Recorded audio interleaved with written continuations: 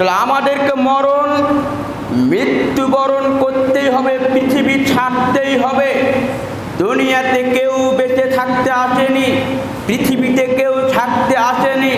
আদম আলাইহিস সালাম থেকে শুরু করে নবী মুহাম্মদ সাল্লাল্লাহু আলাইহি ওয়াসাল্লাম পর্যন্ত পৃথিবীতে যত নবী এবং রসুল এসেছেন, প্রত্যেকটা নবী এবং রসুলকে মৃত্যুবরণ করতে হয়েছে।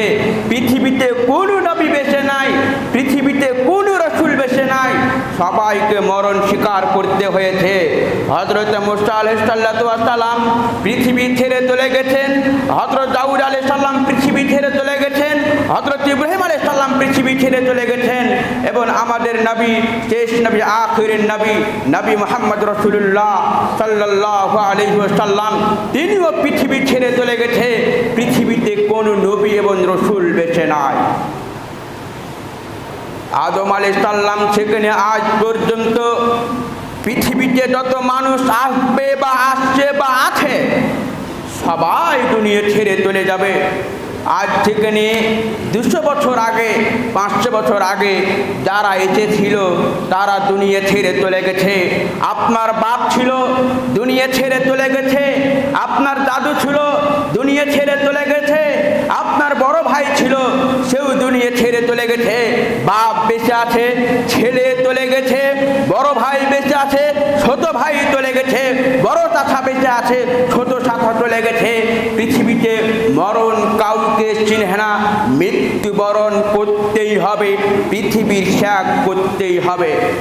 এবার আপনি বলুন, আমাদেরকে মরণ ত্যাগ করতে হবে, আমাদেরকে পৃথিবীর ত্যাগ করতেই হবে, তারপরেও আমরা নামাজ রোজা করি না, হজ যাকাত করি না, দান সাদকা করি না, আল্লাহর রাস্তায় ব্যয় করি না, আমরা গান বাজনানে বেঁচে আছি, আমরা বেনামাজি হয়ে পৃথিবীতে জীবন যাপন করছি।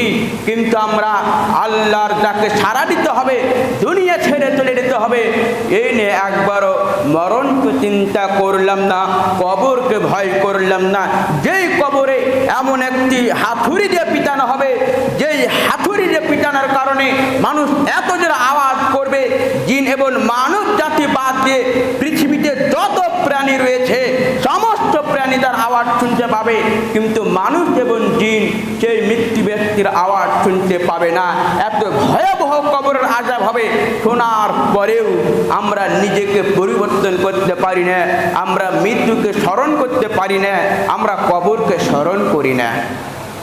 হযরত উসমান রাদিয়াল্লাহু তাআলা আনহু যখন ওই কবর দেখতেন, কখন কান্দাকাটি করতেন, তার সঙ্গীরা সাহাবীগণেরা বলছেন, হে হযরত উসমান, নবী সাল্লাল্লাহু আলাইহি ওয়াসাল্লাম কবরের বয়ান, মৃত্যু সম্পর্কে বয়ান করেন, জাহান্নাম সম্পর্কে বয়ান করেন, পুলসিরাত সম্পর্কে বয়ান করেন, তুমি কান্দাকাটি করো না, কিন্তু যখনই তুমি কবরের পাশে দাঁড়িয়ে থাকো তখনই কেন তোমার চোখ দিয়ে অশ্রু ধরে, কখনই কেন তুমি কান্দাকাটি করো। হযরত উসমান রাদিয়াল্লাহু তাআলা আনহু বলছেন, ও নবীর সাহাবী তোমরা শুনে নাও, ও নবীর উম্মত তোমরা শুনে নাও, আখিরাতের প্রথম মঞ্জিল হলো, আখিরাতের প্রথম জায়গা হলো কবর। যদি আমি আপনি সারা পৃথিবীর মানুষ কবরে বেঁচে যায়, যত কঠিন জায়গা রয়েছে, জাহান্নাম রয়েছে, কঠিন কিয়ামতের মাঠ রয়েছে, সেই সমস্ত জায়গা থেকে বেঁচে যাব, সমস্ত জায়গা আসান হয়ে যাবে। যদি কবর আমার আসান না হয়, সমস্ত জায়গা কঠিন হয়ে যাবে, সেই দিন বাঁচার কোনো পথ থাকবে না।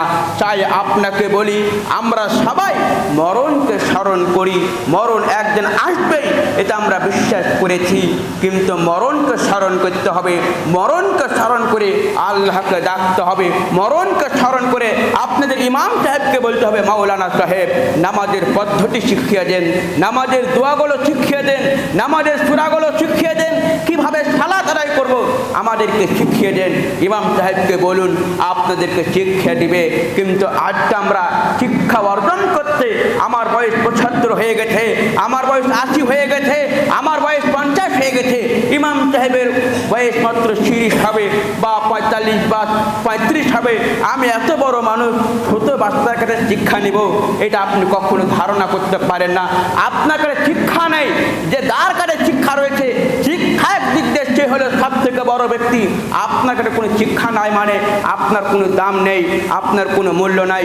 অতএব কবরকে স্মরণ করে, কবরকে ভয় করে, আখিরাতকে স্মরণ করে, আখিরাতকে ভয় করে, মৃত্যুকে স্মরণ করে, মৃত্যু একদিন আসবে এই বিশ্বাস করে আপনাকে ইমাম সাহেবের হাত ধরে বলতে হবে আমাদেরকে নামাজের পদ্ধতি কিভাবে, সালাত আদায় করতে হবে, কিভাবে নামাজ পড়তে হবে, দোয়া দরুদ শিক্ষা দেন, এই শিক্ষা নেবেন, নইলে কিয়ামতের মাঠে বাঁচার কোনো পথ নেই, মরতেই হবে।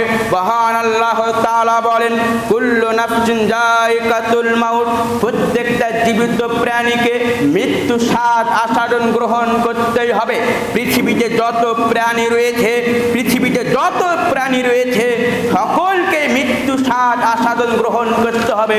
মরণের হাত থেকে পলায়ন করার কোনো সুযোগ থাকবে না, কেউ মরণ থেকে রেহাই পাবে না। যদি কোনো মানুষ মরণ থেকে রেহাই পাইত, যদি কোনো মানুষ মরণ থেকে বাঁচতে পাইত, তাহলে আমাদের শেষ নবী, আখেরের নবী, নবী মুহাম্মদ রাসূলুল্লাহ সাল্লাল্লাহু আলাইহি ওয়াসাল্লাম, তিনিও মৃত্যু থেকে রিহাই পেতেন, কিন্তু না, তাকে মৃত্যু থেকে রিহাই দেওয়া হয়নি, তাকেও দুনিয়া ত্যাগ করতেই হয়েছে। আমরা তো তার উম্মত, আমরা তো পাপী বান্দা, আমরা তো গুনাহগার বান্দা, আমাদেরকেও মৃত্যু স্বাদ গ্রহণ করতেই হবে, মরণ থেকে রিহাই পাওয়ার কোনো সুযোগ নেই।